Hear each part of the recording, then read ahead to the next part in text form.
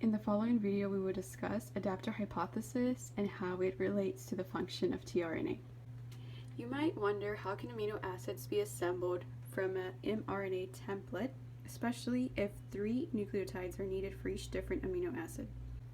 In the 1950s, Francis Crick proposed that the amino acids are hooked onto an adapter, and this adapter, called tRNA for transfer RNA, is actually engaging in ATGC base pairing with a portion of the mRNA. A ribosome is represented here by this white oval, and it contains a large subunit and a small subunit. It also contains an E, a P, and an A site. The tRNA will bind to the P site when it first initiates. The adaptor hypothesis relates to the function of tRNA in that tRNA is able to bind an amino acid and recognize a nucleotide sequence on the mRNA. AUG is the start codon, and the anticodon on the tRNA, UAC, will bind to AUG, and it will bring along the first amino acid to form the polypeptide chain.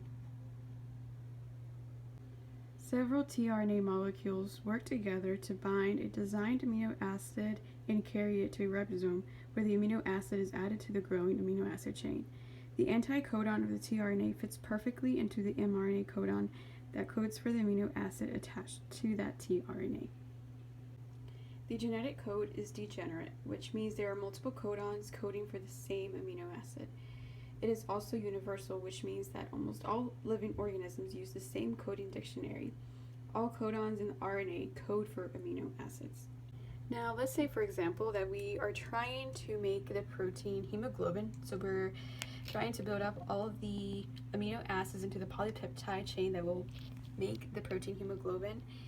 And let's say there's a mutation in the function of tRNA. So aminoacyl tRNA synthetase is an enzyme that is responsible for attaching the appropriate amino acid to tRNA coded by the anticodon. In this case, we're going to suggest that the mutation in the enzyme is going to cause for the wrong amino acid to be bound to the tRNA. So now tRNA will come with the wrong amino acid and attach here to the mRNA. And by doing so, it will attach its amino acid that it brought along onto the polypeptide chain, making an alteration in the protein hemoglobin. A mutation as such could cause the wrong amino acid to be added to the hemoglobin polypeptide chain. And as we know, hemoglobin is a protein molecule in red blood cells that carries oxygen from the lungs to the body's tissue, so this could definitely have a detrimental effect.